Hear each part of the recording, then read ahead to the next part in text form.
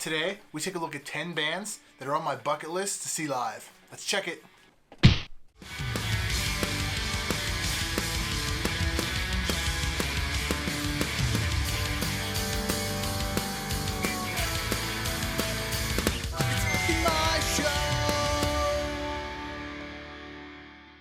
If you're a fan of a band, you definitely want to see them live. It's the ultimate experience seeing one of your favorite artists live, playing your favorite songs. Now, this list is kind of tough for me because I want to see pretty much every band, whether I like them or not. I've always tried to narrow this down to 10, and if there are more, then I may just make a new list and do another 10. As of now, these are the immediate 10 that I could think of. So without further ado, let's just jump into 10 bands that I want to see live, never seen live. First up is Weezer. My buddy Steve really wants to see Weezer live, and we had this discussion, semi-argument, that we saw Weezer live when they toured with Blink-182 back when Blink got back together in 2008, 2009. Weezer played with Taking Back Sunday, Asher Roth, Panic at the Disco, All American Rejects, Fall Out Boy. It was a hell of a lineup for the Blink reunion tour, but they didn't play our Pittsburgh date. And we ended up seeing Panic at the Disco and Fall Out Boy, which I'm not going to complain. Both those bands were amazing live. It's kind of crazy to think that out of all the indie, alternative rock, and punk bands we've seen throughout the years, it's a band that's kind of slipped between our fingers. This band's definitely on my bucket list. I definitely want to see them live at some point. Moving right on is a band that I don't know if ever is going to get back together, if they're going to do anything, but fingers crossed to if they are, is the band Linkin Park. Chester Bennington committed suicide a couple years back, and it was right when Blink-182 and Linkin Park had announced a Linkin Park tour, and we had bought tickets to see them in Hershey. Well, the day we landed in LA on vacation was the same day that he had killed himself, and we ended up getting refunded for the show. Obviously, and they've had benefit concerts and they've had memorial shows since then, but it really wasn't the band, and it was just fans of the band that grew up with some of the artists that were in the band playing along as well. Mike Shinoda has been doing some stuff lately. I don't know if it's kind of stepping on his image by finding another singer, because it's really hard to replace that voice. It's such an iconic voice, but they've done it in the past with Sublime, with Rome, and they've done it in the past with Avenged Sevenfold. They've had a couple of drummers. Mike Portnoy from Dream Theater was one. Just to see that band live would have been amazing.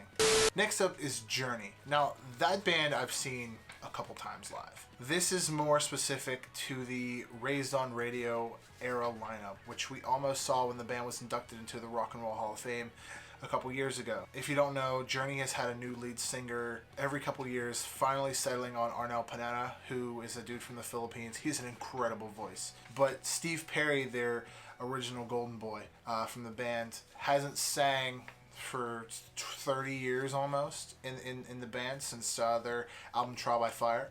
He's done his own stuff, and him and Neil Sean and Jonathan Cain have been talking. They're on good terms now from what everyone understands. It would just be awesome just to see them do that tour with that lineup. Steve Smith's playing back in the band again, Ross Valerie on bass, Jonathan Cain on piano, Neil Sean on guitar, and Steve Perry singing. His voice isn't as high-ranged anymore, so they might have to tune some stuff down. Regardless, that was the lineup for me. That's what I grew up on. Next up would have to be brand new. I've seen Taking Back Sunday live. I've seen Jesse Lacey perform acoustic sets live. I've never seen Brand New live, and they're one of my favorite bands. Deja Innuendo is one of my favorite records. Your Favorite Weapon. Didn't get that much into Jesus. Not that into Jesus. You can take that however you want.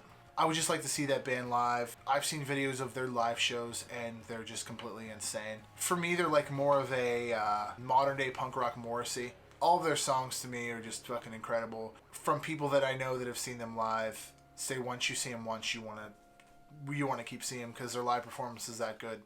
I want to see all of these bands, but as I'm knitting them down to the nitty-gritty, it's getting tougher.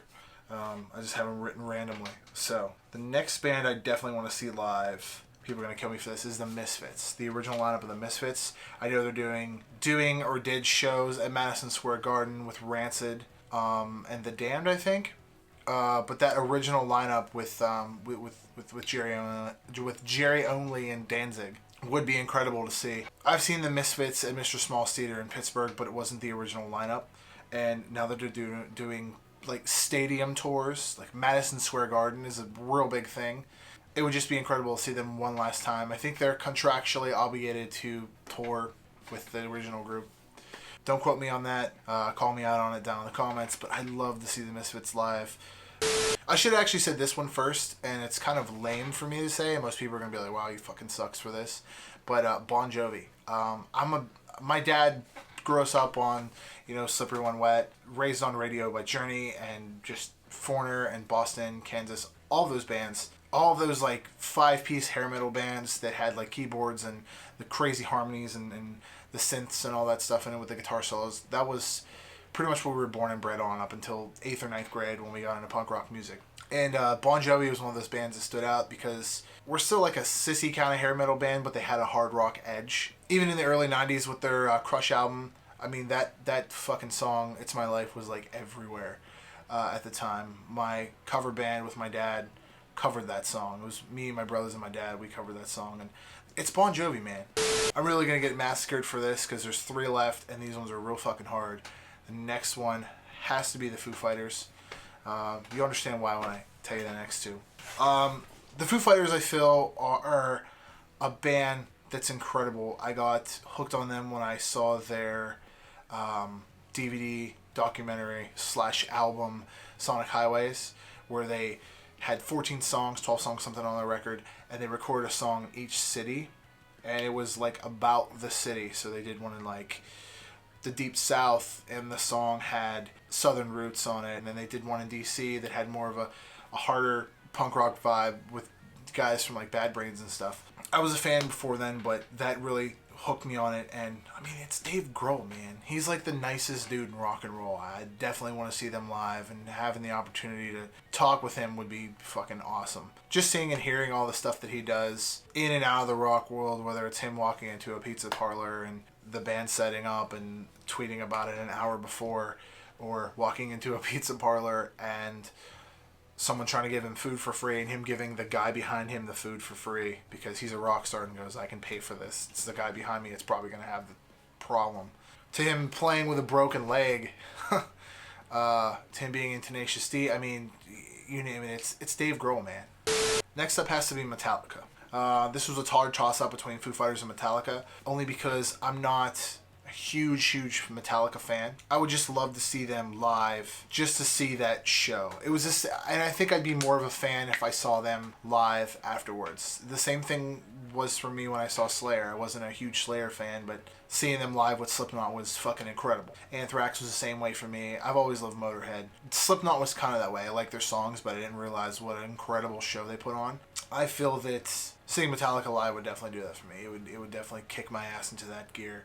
Last time they came to Pittsburgh, didn't get a chance to see them. I don't remember what the hell was going on, but couldn't get tickets. They're fucking legendary. I mean, despite all the stuff that has happened with Napster and Lars being a dick and all that stuff, it would still be incredible to see that band live. Last but not least, this one's going to throw you for a loop, is Paul McCartney. I hear he's one of the nicest people on planet Earth. He doesn't carry that I was in the Beatles chip on his shoulder. Like he went and recorded a bluegrass album with Steve Martin in like some in-home studio. It wasn't like, oh, I'm Paul McCartney. I have to be in this professional studio in order for you to be graced with my presence. And just the nice shit he's said and done over the years. I remember like Dennis Leary said he ran into him and it was like the most awkward thing because they had the same dentist office. And he just tell him, hey, look at my teeth. They're nice. Like, and he was so chill about Dennis Leary being awkward about it. And then his catalog of songs. You've got all the Beatles stuff, all the stuff he did by himself, all the stuff he's done with Wings. Yeah, I mean, everybody loves at least one fucking Beatles song. But anyway, guys, that's my list. Let me know down below if there's any bands that you have on your own personal bucket list that you want to see live. My good buddy Steve Ventura gave me the idea for this list. I kind of threw it together, and if you like these, there might be 10 more, because I'm always thinking of like, wow, I've never seen that person live, or they're putting out a new record. I'd love to see them tour with that. Without stalling you guys anymore, here's the outro. Hey guys, now that we're at the end of the video, thank you for commenting, and subscribing. You can check out daily blogs on thepoppunkdad.com, which features daily reviews and interviews from awesome bands. Head on over to the Pop Punk Dad official merch shop where you can buy cool things like that right there. It helps the channel out and lets me know that you love me. I have a weekly podcast called the Pop Punk Dadcast, which is on SoundCloud and iTunes now. Please subscribe. While you're at it, cruise around and check out other content on this channel. You can check out all my social medias, my IG, my FB, and my Twitter, at the Pop Punk Dad. And above all else, guys, stay pop punk. Later.